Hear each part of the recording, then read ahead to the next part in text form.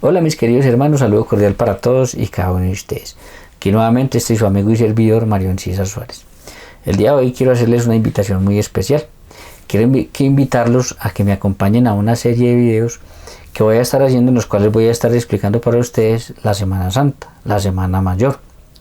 Esta que fue la última semana en la vida de Jesús, que fue la más dura por todo este acontecimiento de su muerte en la cruz, pero que al mismo tiempo fue llena de victoria por haber resucitado y haber vencido con eso al demonio, al pecado y a la muerte, que son los tres grandes enemigos que tenemos nosotros los seres humanos. ¿Cuál es la idea? La idea es que de aquí en adelante, cada que el Señor nos regale una nueva Semana Santa, nosotros podamos llegar a la celebración de cada uno de estos días, de Domingo de Ramos a Domingo de Resurrección, sabiendo qué celebramos, sabiendo por qué lo celebramos y conociendo el fundamento bíblico de eso que estamos celebrando. Entonces es un estudio para personas que de verdad les gusta profundizar y conocer su fe, y que de verdad les gusta saber qué celebramos y por qué lo estamos celebrando. Primero que todo, entonces, la Semana Santa nosotros celebramos la pasión, muerte y resurrección de nuestro Señor Jesucristo. Eso es lo que nosotros celebramos en Semana Santa: pasión, muerte y resurrección de nuestro Señor Jesucristo. Pero antes de entrar en el Domingo de Ramos, yo quiero que nosotros tengamos en cuenta unos punticos que van a ser fundamentales para que cuando entremos en cada uno de estos días nosotros podamos comprender mejor lo que allí les voy a estar explicando. Miren, primero que todo tenemos que saber que la Semana Santa nace en una fiesta de Pascua judía, en una fiesta pascual judía. La fiesta de Pascua judía es la fiesta más importante para el pueblo de Israel. Es la fiesta de las fiestas, de todas las fiestas que ellos tienen. La Pascua es la fiesta más importante. Eso fue establecido por Dios en Éxodo capítulo 12, y celebran los judíos la libertad, que ellos fueron libres, que ellos salieron de la esclavitud de Egipto, que Dios los sacó de la esclavitud de Egipto. Es la gran fiesta de su liberación. La Semana Santa para nosotros también es nuestra fiesta más importante, es nuestra fiesta de fiestas. Ojo, y celebramos nosotros algo mucho más grande que lo que celebraba el pueblo de Israel. El pueblo de Israel celebraba que fueron libres de la esclavitud del pueblo egipcio.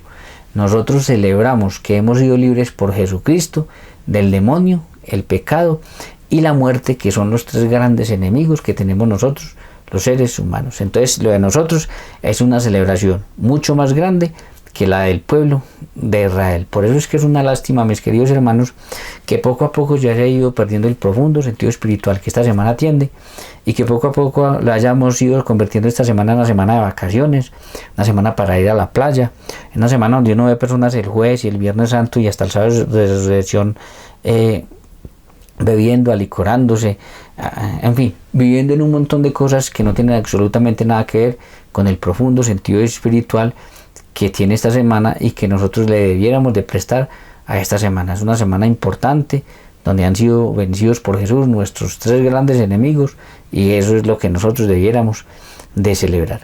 Para el judío, la Pascua es una memoria viva de su pueblo. El judío, cuando siempre que celebra la Pascua, trata de que los niños más pequeños entiendan, y les dicen que ellos tienen que tratar de sentir qué es ser esclavo para que puedan experimentar entonces de que fueron liberados. Entre más ellos sientan que es uno ser esclavo, más puede experimentar entonces de que fue liberado, porque para ellos, vuelvo y repito, es una memoria viva.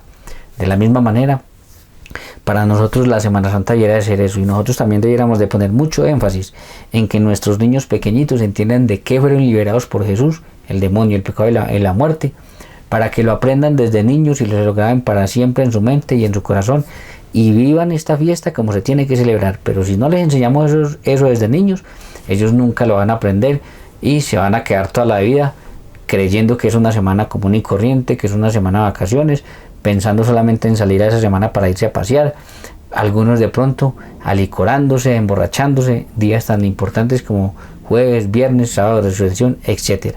Entonces, vuelvo y repito, ojalá nosotros hiciéramos lo mismo que los judíos, le diéramos la importancia que esa fiesta tiene y se lo transmitiéramos de esa misma manera a nuestros hijos. Y no es simplemente porque ellos lo quieran así, es porque eso fue lo que Dios quería que ellos hicieran y Dios se lo recordó en el libro del Deuteronomio capítulo 5 versículo 3, que dice de la siguiente manera, ojo, no con vuestros padres concluyó Yahvé esta fiesta. O sea, esto no fue algo que celebraron sus padres y que ustedes simplemente están recordando y no más. No, no, no.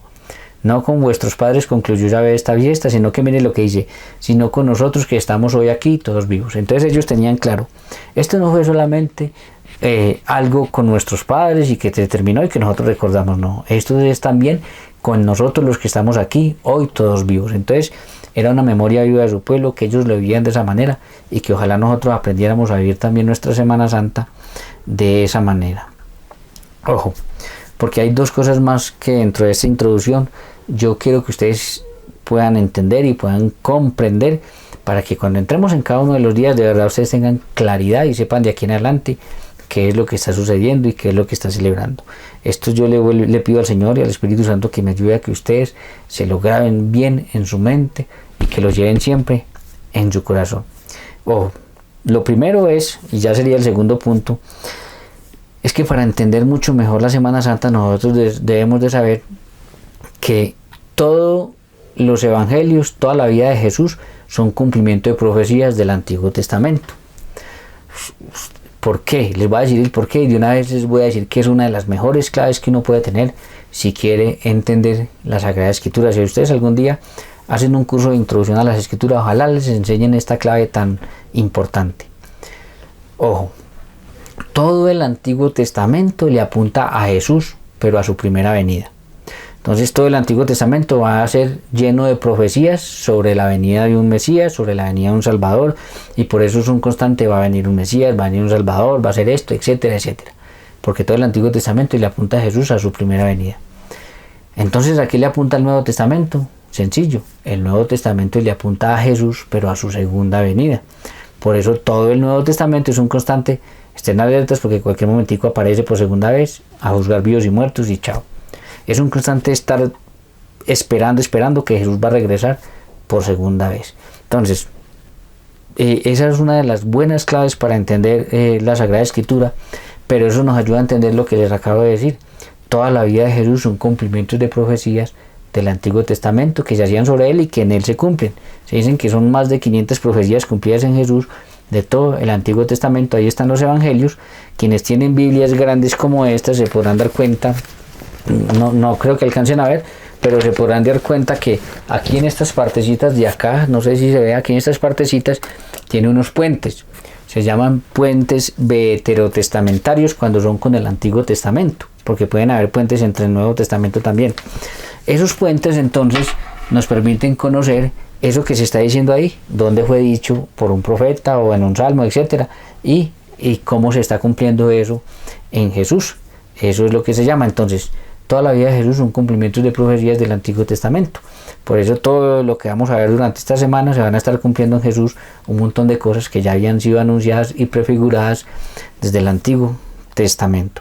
Y lo tercero ya es necesario saber que la gran presentación de Jesús al mundo no fue ni cuando nació ni cuando fue llevado al templo, no. La gran presentación de Jesús al mundo fue cuando en San Juan 1:29 Juan Bautista lo ve y lo señala: he ahí el Cordero de Dios que quita el pecado del mundo. Si quieren, dice así San Juan 1:29. Al siguiente día vio Juan a Jesús que venía a él y dijo: he aquí el Cordero de Dios que quita el pecado del mundo. Entonces esa fue la gran presentación de Jesús al pueblo de Israel y al mundo entero. Cuando Juan Bautista lo señala con el dedo y dice: este es el verdadero Cordero de Dios. Este es el verdadero Cordero de Dios.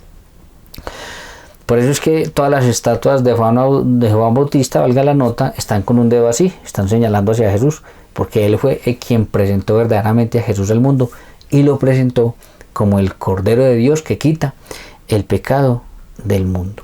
A nosotros este señalamiento muchas veces no nos dice nada porque nosotros acostumbramos a mirar la Biblia con la mentalidad del siglo XXI, y la Biblia, para comprenderla, hay que mirarlo con la mentalidad de la época en la que sucedieron los hechos.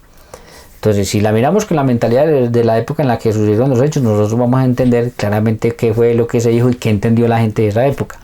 Pero como lo miramos con la mentalidad del siglo XXI y constantemente estamos escuchando que Jesús es el Cordero de Dios, entonces nos parece muy normal este señalamiento. Pero ojo, resulta de que cuando Juan Bautista en el siglo I está señalando a Jesús como el Cordero de Dios que quita el pecado del mundo, está diciendo que todo lo dicho, que todo lo profetizado, que todo lo mencionado en el Antiguo Testamento se estaba cumpliendo en el dedo de Juan Bautista, cuando él estaba señalando a Jesús como el Cordero de Dios y cuando él se lo estaba presentando a Israel y al mundo como el Cordero de Dios. Entonces, todo lo dicho, todo lo mencionado, todo lo profetizado en el Antiguo Testamento se estaba cumpliendo en el dedo de Juan Bautista cuando él señalaba a Jesús. Y vuelvo y repito, nos parece a nosotros normal el señalamiento porque lo escuchamos muchas veces, pero para la gente de aquella época era una cosa muy diferente a lo que quizás sea para nosotros si no estudiamos y si no profundizamos en estas cosas. Entonces, para entenderlo mucho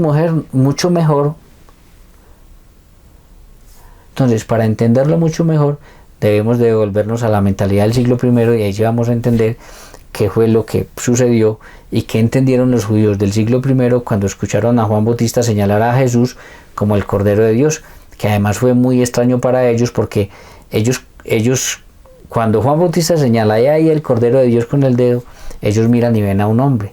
Debe haber sido muy extraño para ellos porque nunca en la historia se había señalado a un hombre como el Cordero de Dios, nunca en la historia. Entonces, vamos a mirar qué entendieron los judíos del siglo I cuando escucharon a Juan Bautista señalar a Jesús como el Cordero de Dios.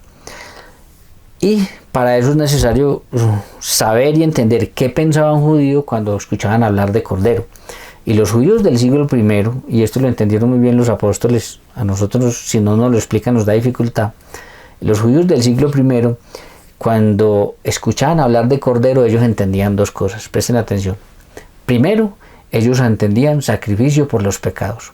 Lo primero que a ellos se les venía a la mente cuando escuchaban hablar de Cordero era sacrificio por los pecados, o la fiesta del Yom Kippur, o fiesta de la expiación, que era cuando ellos mataban un corderito y el sumo sacerdote hacía el día del Yom Kippur una fiesta, un sacrificio y clamaba por el perdón del pueblo de todo el año. Entonces está también ahí, el que lo quiera profundizar, es bien importante, busque la fiesta del Yom Kippur o fiesta de la expiación, que era el sacrificio que se hacía por los pecados de todo el pueblo, de todo el año, había sido instituido por Dios en Levítico capítulo 16 para que lo quiera mirar. Entonces eso era lo primero en lo que pensaba un judío cuando escuchaba hablar de Cordero.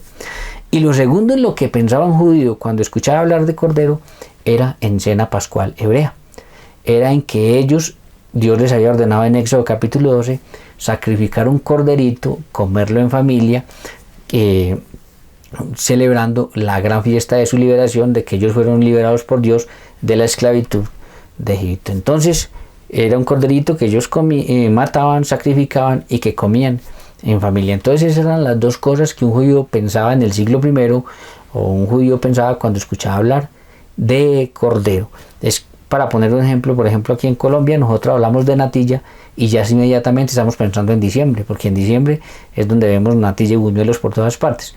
Pues un judío cuando escuchaba hablar de Cordero pensaba en sacrificio por los pecados y en corderito de la cena pascual hebrea, en Pascua. Por eso debió haber sido muy raro para ellos cuando vieron que Juan Bautista señala a Jesús y prácticamente lo que está diciendo es cordero de Pascua y sacrificio por los pecados. Y cuando ellos miran ese señalamiento, Cordero Pascual y Cordero de Sacrificio por los pecados, fiesta del Yom Kippur, y ellos miran y ven a un hombre, pues se tienen que haber sentido ellos muy extrañados y a lo mejor no haber entendido nada. Pero los apóstoles sí entendían entonces lo que estaba sucediendo y por eso pues después dejan consignadas todas estas cosas. Pero ojo, esto es muy importante para nosotros, ya no para los judíos, sino para nosotros. Esto es muy importante para nosotros porque lo que Juan nos está diciendo hoy a nosotros al señalar a Jesús como el Cordero de Dios que quita el pecado del mundo, es que Jesús, ojo, es que Jesús, el Cordero de Dios, va a ser para nosotros sacrificio por los pecados y va a ser nuestro Cordero de Pascua. Vuelvo y repito que esto es muy importante. Lo que Juan Bautista nos está diciendo a nosotros los cristianos al señalarnos en Juan 1:29 a Jesús como el Cordero de Dios que quita los pecados del mundo es que Jesús, escuchen, que Jesús va a ser para nosotros sacrificio por los pecados, por eso la importancia de su muerte en la cruz, de ese sacrificio, y nuestro Cordero de Pascua. Por eso la importancia de que nosotros comamos a Jesús, no algo que simboliza a Jesús, sino a Jesús como nuestro Cordero de Pascua. Para el Nuevo Testamento ya no son corderitos animales los que se comen. Para el Nuevo Testamento ya es Jesús el Cordero de Dios. Y ya no es simplemente una liberación de la esclavitud de Egipto, sino una liberación del demonio, el pecado y la muerte, nuestros tres grandes enemigos. Entonces, tengamos muy presente esto, porque Jesús Cordero de Dios es fundamental para nosotros poder entender la Semana Santa y todo lo que vamos a ir explicando en cada uno de los días, Domingo de Ramos, jueves, viernes, etc. Ojo, Jesús Cordero de Dios, señalado así por Juan Bautista con su dedo, he ahí el Cordero de Dios, el verdadero Cordero de Dios que quita el pecado del mundo. Es indispensable para entender la Semana Santa entender que Jesús es el verdadero Cordero de Dios, y que así como en el Antiguo Testamento para la Pascua judía era tan importante el corderito, pues para el Nuevo Testamento es tan importante Jesucristo, el verdadero Cordero de Dios. Entonces, ya teniendo en cuenta estas cositas que les he dicho, ¿dónde nace la Semana Santa? Que en Jesús se cumplieron más de 500 profecías del Antiguo Testamento que le apuntaba precisamente a la primera venida de Jesús, y que el Cordero de Dios era lo más importante. El señalamiento de Juan Bautista de Jesús como el Cordero de Dios es la gran presentación de Jesús al mundo.